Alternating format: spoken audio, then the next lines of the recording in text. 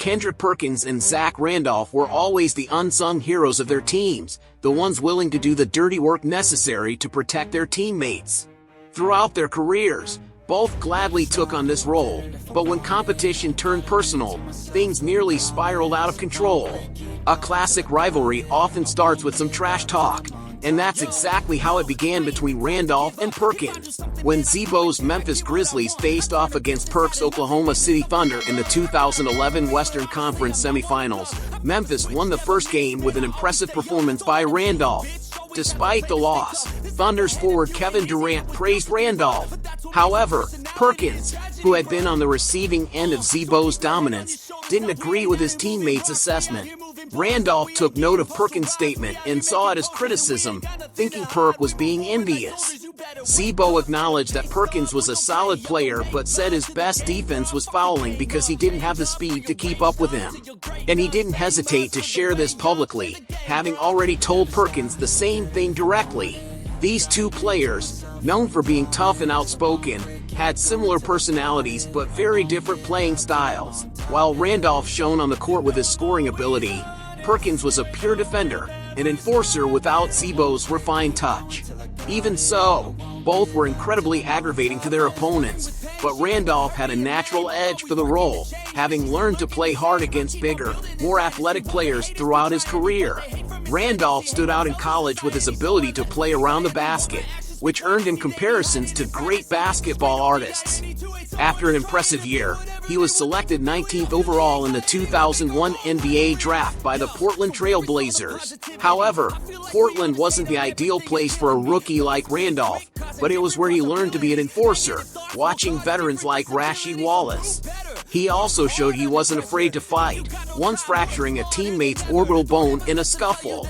After stints with other teams without finding his place, Randolph was traded to the Memphis Grizzlies, where he finally thrived. With his never-back-down mentality, he became the centerpiece of the Grizzlies' strong defense, leading the team to the playoffs in 2011. Meanwhile, Perkins, who had been drafted straight out of high school in 2003 by the Boston Celtics, found his role as an enforcer, especially during the Celtics championship run in 2008. However, after a severe knee injury in 2010, Perkins was traded to the Oklahoma City Thunder, where he joined a team full of young talent. He quickly became an intimidating presence in the paint, and many believed he could be the key to containing Randolph in the series against Memphis. After a loss in the first game, Perkins redeemed himself in the second, setting the physical tone early with a hard screen on Memphis guard Tony Allen. The series became extremely physical, with Perkins and Randolph going head-to-head intensely. At one point, the two stood forehead to forehead in a confrontation that symbolized the battle between the two teams. After the game, Perkins commented on the importance of being the instigator rather than the retaliator, a statement that summed up the spirit of the series. The Thunder eventually won the series in 7 games, but the rivalry between Perkins and Randolph persisted. The following season, when the teams met again, the tension was still high. In a regular season game in 2012 to 2013, the two were ejected after exchanging trash talk late in the fourth quarter. Randolph, even more frustrated after the ejection,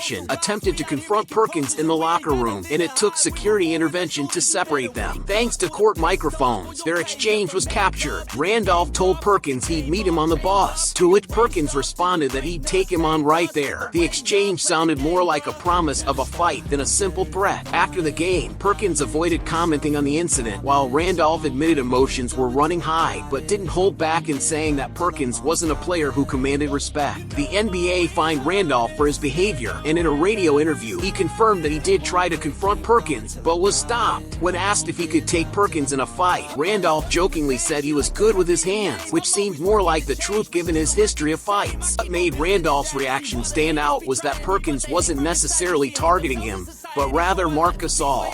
However, Randolph made it clear that any problem with Gasol was a problem with him. This showed that Randolph was willing to protect his teammates at any cost, trait that defined his career. In that year's postseason, the teams met again, but the expected physical confrontations didn't materialize. Memphis won the series in 5 games, but the rivalry between Perkins and Randolph seemed to have cooled off. When they met again in the 2014 playoffs, the two seemed ready for a truce. Before one game, they were seen asking the referee referees to allow them to play more physically, showing they wanted to settle everything on the court. The Thunder won the series in 7 games, and this was the last major clash between Memphis and OKC during that period. As time went on, both Perkins and Randolph neared the end of their careers, and the animosity between them appeared to fade. In a 2020 interview, Perkins included Randolph in his list of the top 5 toughest players in NBA history, showing he had finally acknowledged the respect he had for Z-Bo. The following year, Randolph reminisced about the night he almost fought Perkins during a documentary, and the two laughed about the situation, with Randolph joking that Perkins still owed him money for the fine. Although time may heal all wounds, Perkins and Randolph were never that different. Their skill sets were contrasting, but when it came to protecting their teammates and talking trash, they were almost identical in their roles. At the peak of their rivalry, they were ready to settle their differences off the court, but in the end, they realized everything could be resolved within the 4 lines. Anxiety, filling up every space, no privacy. And silently, they can build till you find